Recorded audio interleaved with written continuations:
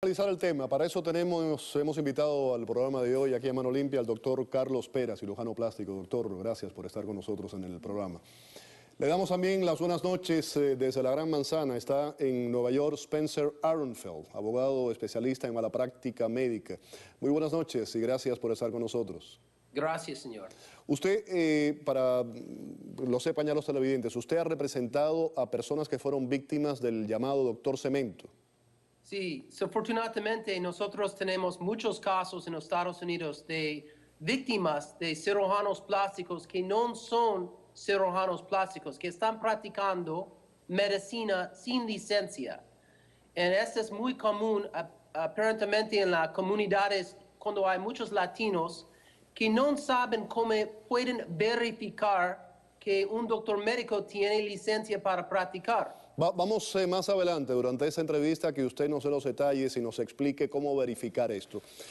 Doctor, espera, ¿qué pasó en este caso? Estamos hablando de una mujer joven a la que le bajó la tensión de 160 a 30 inesperadamente. ¿Hubo negligencia en el caso? ¿Esto puede ocurrir así como así? Bueno, habría que conocer todos los detalles para poder dar una opinión científica al respecto, ¿verdad? Pero en una persona, en un paciente de 18 años, creo que es la edad. Una mujer joven. Una mujer súper joven. Una mujer joven, delgada, se supone que no tenía complicaciones de diabetes, por grandes complicaciones. Exacto, todos esos estudios tienen que hacerse previamente, los análisis de sangre, el electrocardiograma. O sea que si asumimos que era un paciente que estaba en una condición física normal, no debería ocurrir un evento como el que ha ocurrido. Obviamente el paciente está en coma, puede ser que tenga muerte cerebral, aparentemente por el largo tiempo que ha estado en el ICU, 2 semanas en el ICU con el respirador. Eso tendrán que diagnosticarlo los neurocirujanos y los neurólogos. Ahora, cada vez vemos más casos de muertes o de personas que tienen complicaciones severas, que están sometidas a cirugías estéticas. ¿Son tan peligrosas? Tal vez ha crecido ese volumen porque se hacen más hoy día que hace una década o 2 décadas atrás, ¿o es que no se hacen bien? Bueno, los procedimientos, sí, como tú dices, han aumentado en número. Y proporcionalmente puede elevar el número de víctimas también. Sí, pero ya lo que está pasando aquí en Miami, en Broward, es demasiado. Abogado, regreso con usted a Nueva York. Usted ha representado a víctimas, como mencionaba anteriormente, del doctor Cemento. Hay mala práctica en el caso, muchos de los casos que usted ha representado. ¿Hasta qué punto hay responsabilidad del paciente, del centro o del doctor? Mi pregunta es la siguiente. Yo, si voy a hacerme una de esas cirugías, ¿qué responsabilidad yo tengo a la hora de ir a un lugar donde tengan pues todas sus licencias y saber que todo está en regla? Yo soy un abogado aquí en la Florida. Mi oficina está en Miami. Sí. Estoy aquí en New York por un caso. Correcto, correcto. En mi opinión, señor, la paciente es una víctima inocente, porque los doctores médicos tienen más conocimiento de medicina, más conocimiento de los procesos de cirugía de una paciente. En mi opinión, como un abogado por las víctimas, en mi opinión es siempre la responsabilidad de un doctor médico o un anestesiólogo o una clínica.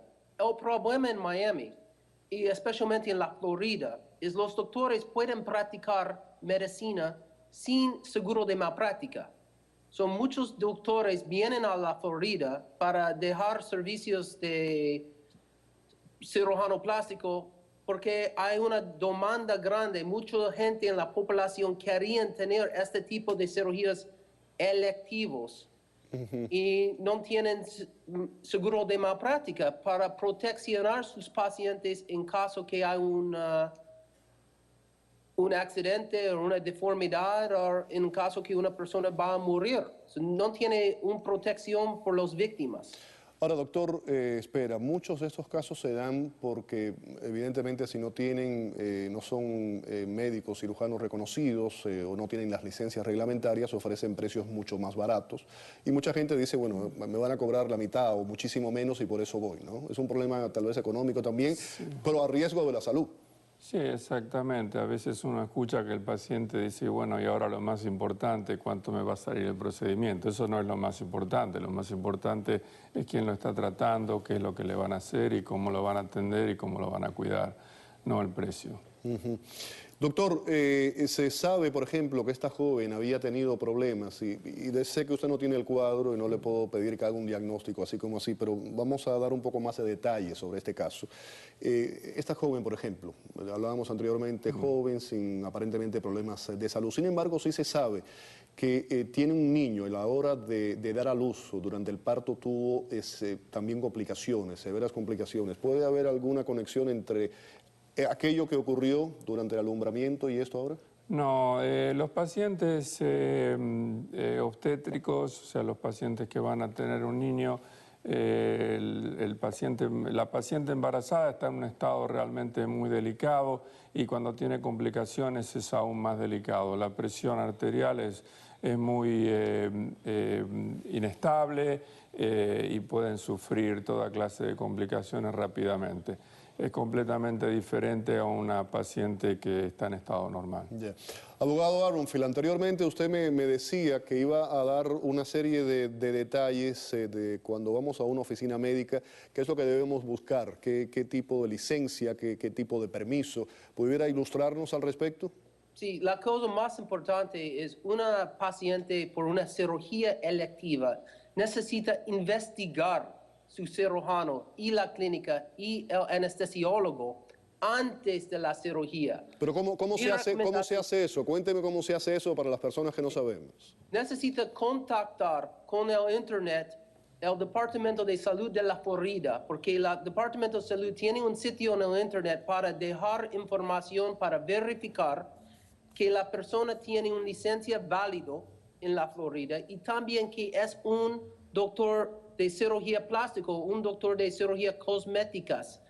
Algunos doctores pueden hacer cirugía en la Florida sin una especialidad con el departamento, con la Association of Plastic Surgeons, American Association of Aesthetic and Plastic Surgeons. Es una asociación para verificar que es un cirujano plástico. Contactar un hospital y verificar que este doctor tiene privilegio para ver pacientes en un hospital. En este caso, doctor, en este caso que estamos hablando, hablo con usted, Aronfield, en este caso que estamos hablando, o en el caso del llamado doctor Cemento, que ha habido personas que fallecieron, ¿estamos hablando de qué? De lo que viene después, ¿una demanda penal o una demanda civil? Las dos cosas. Los dos. El doctor Cemento no era un doctor médico. Es un crimen para dejar cirugía a una persona en la Florida sin una licencia médica. El problema aquí en este caso es la víctima también sabía que algo no pasa exactamente bien porque la cirugía pasó en un apartamento en Miami. Cuando una paciente va a tener una cirugía plástica en un apartamento privado, no en una oficina, no en una clínica. Bueno, parece que perdimos la comunicación, pero evidentemente eso es un poco, doctor, lo que yo le preguntaba a él anteriormente, que hasta qué punto, sí, el dueño de la clínica, el médico es el responsable, pero hasta qué punto somos también nosotros responsables de verificar que esté todo en orden. Sí, el paciente tiene que protegerse e investigar. Claro que sí. Le agradezco mucho que haya estado hoy en el programa y que nos haya dado todos estos detalles al doctor Carlos Pera, cirujano plástico. Y también agradecemos desde Nueva York a Spencer Aronfield, abogado especialista en mala práctica médica, que estaba dándonos detalles al respecto. Vamos a la pausa. Al regreso, mientras Siria y sus aliados parecen haber lanzado una efectiva campaña de advertencias contra un eventual ataque en suelo sirio, las probabilidades de una acción militar de Estados Unidos y sus aliados parecen alejarse con el paso de las horas. Ahora los dejo con un informe sobre la pena de muerte dictada contra el mayor Nidal Hasan, autor de la masacre de Fort Hood, en Texas. El psiquiatra y mayor estadounidense Nidal Hasan será ejecutado por matar a 13 efectivos militares y herido a otras 31 personas en Fort Hood, Texas, en noviembre del 2009. Un jurado de oficiales del ejército de Estados Unidos lo declaró culpable por unanimidad de los cargos de asesinato premeditado y de otros 32 en grado de tentativa, casi 4 años después de que provocara esa masacre por motivaciones islamistas. El ejército de Estados Unidos no ha ejecutado a un miembro del servicio desde 1961.